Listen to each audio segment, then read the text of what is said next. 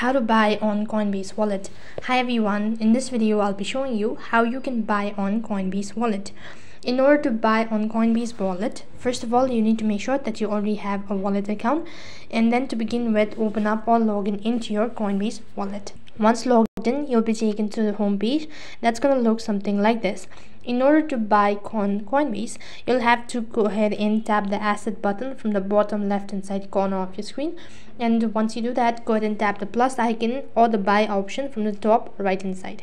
After that, it's going to ask you to select an asset. So first of all, you need to go ahead and tap on buy or transfer with. So while doing this procedure, make sure that you've already linked your bank account, because you'll have to pay certain amount while you're buying an asset. So after that, it's going to ask you to select an asset. So in my case, I'm going to go and buy a Bitcoin. So just tap the Bitcoin button, and here it's going to ask you to verify your information. If you've not verified your information, then it's going to ask you to verify it. So click the verify button, and after you're done verifying it, it's going to ask you to enter in the amount of Bitcoin that you're buying.